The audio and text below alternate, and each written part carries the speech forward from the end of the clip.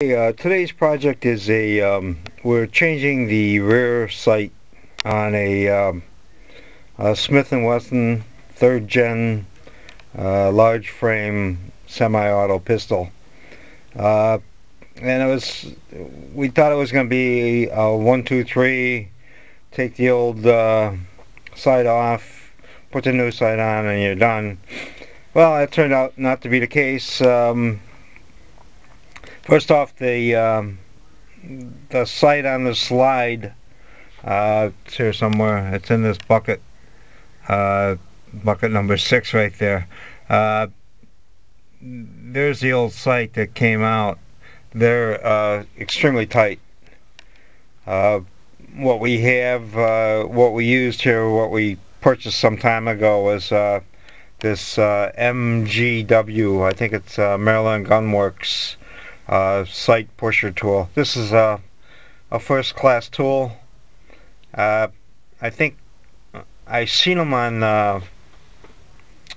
Midway USA. I think I'm not sure if they're going to discontinue carrying them or what, but this is within the last 6 months. They were priced around, I think, $199 for this sight pusher tool. Like I say, this is a first-class tool. The only thing I do, I add to it. I use 2 popsicle sticks alongside of the slide. They've got these tools in there, little pushers that clamp the slide into the base of the pusher tool, and just so I don't put any marks on it, I just stick a couple of popsicle sticks in there between the clamp-like vise or clamp and the slide itself. Once again, this came out really tight. I took the set screw out of the center of the old sight, and I sprayed some penetrating oil down in there. We hit it the first time with this pusher, and nothing was moving. So we backed off on the adjustment here, or the actual pusher screw there, and we snugged all the clamps again, making sure everything was tight. And we came in a second time, and that did it. All of a sudden there was a big pop, and then she started moving, so we just kept it moving and got it out. Now what was happening here with this gun is their point of impact and point of aim, the point of impact was low, so that meant either we had to drop the front sight or raise the rear sight for our point of impact to be, on the mark. This gun here has a pretty short front sight. I looked around on the internet to see if I could find anything shorter. Couldn't come up with anything. And LPA did make an adjustable rear sight for this thing. So we bought this, we ordered this from Fusion. It wasn't in stock. And I don't know, came over on a slow boat from Italy. And we've got the, let's see if we can get this thing to focus. Probably not. Anyhow, this is a TPU 10WE30, and the 30 is a 2 white dot. So that's the new replacement. And you're kind of coming into this already started here on this job. We thought it was going to be you push the old one out and the new one goes right in. Well, that's not the way it's going to work. So what we've always learned or have seen is that when you install a sight, you always install it on American guns from the right side. You insert it from the right and drive it home towards the left. And when you remove a sight, you push it from the left side out towards the right. So in other words, when you're coming out, you're going that way, and when you're installing a new sight, you're coming in this way. Alright? LPA, we got the new sight, and we took a micrometer to it. There's the mic. And we came up with some numbers here. Let's see if we can get them for you here. We'll get the right sheet up. And basically here's the LPA sight. And if you look on this, you'll see this is the bottom view of the sight. This is 428 thousandths. Now that's the dovetail that fits into this little dovetail. So that would be the right side of the sight is 428 and the left side of the sight is 434. So in essence, the left side of the sight is actually wider than the right side. Now going back to the American way of doing things, if you push in from this side, you're going to be driving the wider portion of the sight in first, and then the sight is going to taper out to a narrower portion. So it almost seems like with the LPA, the reverse applies to what our normal stuff is. Coming in from the left side, and it seems like LPA is backwards from that. Not surprising, because I remember once buying a European jacket, or I was looking at a European motorcycle jacket, and the zipper was on the wrong side. I thought, alright, something's not right. And on the rack, all of these German jackets were that way. So maybe over there in Europe, where these sights come from, like the motorcycle jacket being on the zipper being on the wrong side, maybe they are opposite of what we are when it comes to installing and removing sights. So whatever the case is, the taper on the LPA sight is opposite of what normal practices are here in the USA. So I believe with this sight, it's going to have to be installed from the left side driving home towards the right. That was problem number one. The problem number two is that the dovetail is too large to fit the dovetail on the gun. So stand by one, let me get the sight up here and we'll show you what's going on there. Okay, so here's the new LPA sight. This is the new adjustable sight. And what happened was, when I went to install the sight, remembering that this has to install from the left side. I don't know if I can do this on camera, but as I went to install it, it stopped right at this point, basically. And so let me restate that. First off, when I went to install it the first time, it wasn't going at all. So the way you correct that is you remove material from the base of the dovetail. So let me show you what I'm talking about there. The sight wouldn't go in at all. It was too big for the dovetail, and all you do is you get to the bottom of the dovetail here. You can see it right here. Let me back this thing away. But you just put that on a sanding block, a flat sanding block, and you can stone it or file it or sand it or whatever you want to do, but just take metal off the bottom. As you take metal off the bottom, that shortens the dovetail. As you shorten the dovetail, the wedge portion of the dovetail moves down, and it'll allow it to fit into the slot. So we got to that portion, and just like you just saw, okay, so the sight goes in and then it stopped. So then I was looking at it, trying to figure out what's going on here. What we found is there's another flat section on the slide that's cut out right here, and on the sight there's this flat section right here. What we found is that this flat section is hitting on this, preventing the sight from going in. So really what you have to do then is we're starting to remove metal. You can see it's shiny. It was black, and we're removing metal from that. So now we're going to continue removing metal until there's a clearance between this portion of the sight and the slide right here.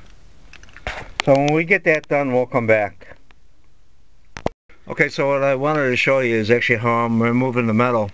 We just got the sight clamped in a little machinist vise, and we're using a triangle stone, a medium grit, and right where the stone is setting, you can see this is the area that we want to remove the material, right here. That's what the interference is between the slide and the sight. It's hitting here and not allowing the dovetail to engage. We've removed some material from the base of the dovetail using basically this. We just got a flat piece of steel here. I got some 320 grit sandpaper, and all we're doing there is the base of the slide. You just remove metal from the base. That lowers the dovetail into the slot, and sooner or later you're gonna engage. But if this area is hitting here, not preventing you from sliding it in, there's a problem. So we're removing metal from this area on this brand new LPA sight base. So let's go see what we got, and we'll go from there. Okay, so here we are now. We've got the sight installed. I got it turned on it sideways. Everything is turned sideways. I got a flashlight underneath. I don't know if it's going to show up, but right there you can see at the base of the dovetail, I can see light through there, which is not good. And also in the area of concern, which is behind the dovetail, I can see a small portion of light. So I'm not sure. There may have been too much material removed from the base of the dovetail. You want that to be tight there, and if you get this just right, you can see some light through there. But also that area behind, I can just pick up a little bit of light. So what this looks like from the top, this is as far as this thing's going in by hand. Usually you want to get it about a quarter of the way engaged by hand freely, and then a quarter, maybe 3/8 freely engaged by hand, and then use the presser tool to press it in the rest of the way. So what I might try at this point is pressing this thing in just for to see what the fit is, and if I got a decent fit and adjustable on the height, go with it as is and shoot the gun and see what happens.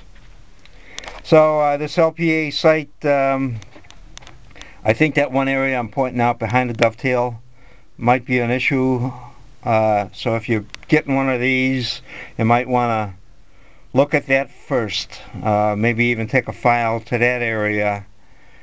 Get some relief. You want an air gap there, and you want the dovetail to be tight.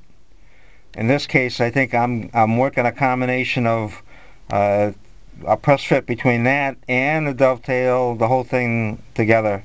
And I might have a press fit here, but let me get it in and we'll see what it feels like going in.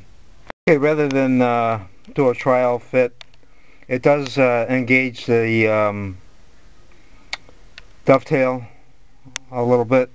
So I blued the bottom of it. Everywhere where it was stone, it's been re-blued now. And we're going to try and do a actual fit. Yeah, obviously if I run into a problem, we'll stop it. I don't know why I'm doing this, but what we're going to do is we're going to actually try and install it. We'll get everything else cleaned up, get the slide parts assembled back into it, and we'll try and press this thing in. We're probably going to use some never sees on it so it doesn't corrode in there or lock up in there forever, in case we ever have to get it out again. But that'll be it. So we'll be back once we get this thing pressed in or set up for press in, and you can see the setup at that point. Okay, so here we are. We're ready to try and push this rear sight plate in. We got never sees on there. Sight plate has been partially installed as far as it'll go by hand. So you can see it's not I wouldn't say a quarter, but just less than a quarter into the slot. And there's the two springs and a couple of plungers underneath that little plate there. So that's all part of the with this 3rd gen Smith design. So, alright, so we're going to put the pusher together and try and push this thing in, see what happens. Okay, here it is. It's pressed in. It went pretty well.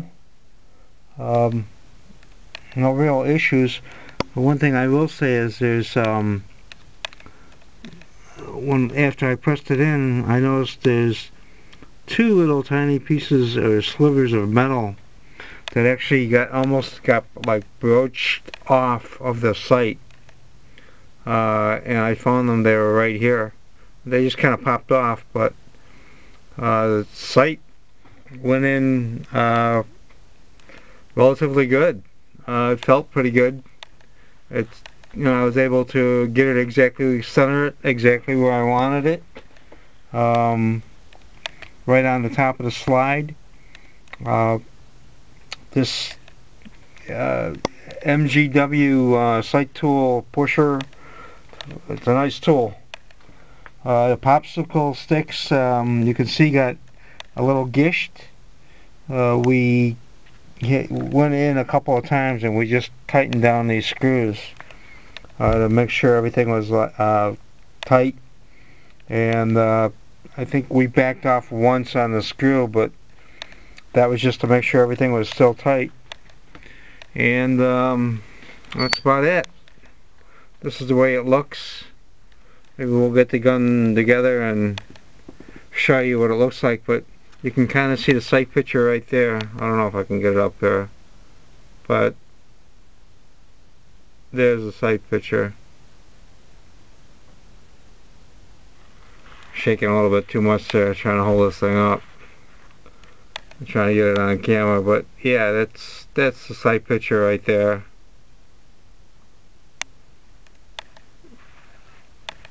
We'll see how this works out. Next step, I'll get this thing out of here, get everything cleaned up, and go with a laser sighter, a laser bore sighter.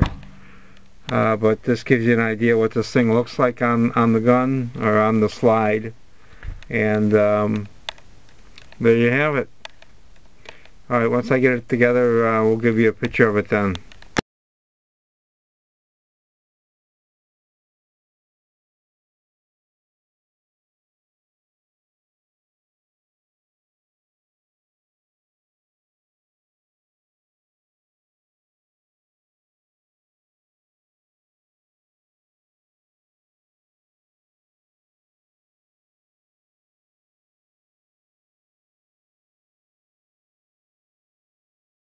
Okay, here it is completed. This is the large frame Smith & Wesson 3rd gen model. And what we did is we installed a LPA sight on it. We bought the sight from Fusion, I think Fusion Gun Works or something to that effect. And it's a LPA TU10WE30.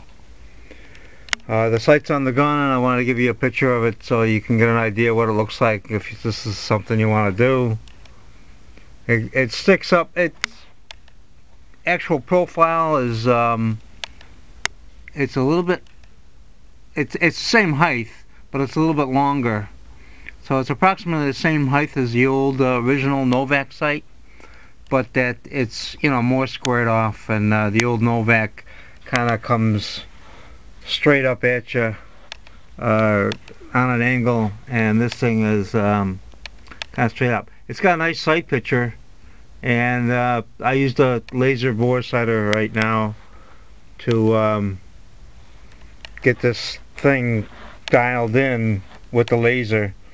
Obviously it's got to go to the range and be checked out, but it's a spot that I know the laser usually puts it where I want it. Point of impact will be pretty close when I get to the range, and there'll be a small adjustment afterwards. But this is for like basically a 6 o'clock hold. Let me see if we can turn the gun around a little bit here. 6 o'clock hold, and there you have it. Maybe a little over. If I can get this thing in without messing anything up. That's the other side of it. Once again, try and get a different angle so you know, this is something you want to try. If your point of impact is not where you want it, either you're going to have to find a rear blade that adjusts for that, either higher or lower. On this one, the front sight was so low that I couldn't find anything. No one had anything that could replace this front sight to move the point of impact, so it had to be done on the rear. And this is the result.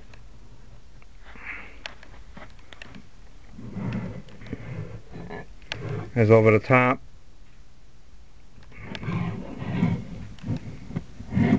This side.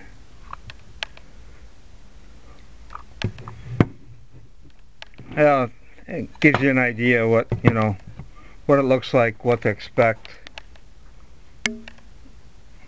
So there you have it. So if you're going to try this, there's going to be some filing involved, there's going to be some fitting. In this case, on this one, this area right here is what we had to fit along with the dovetail.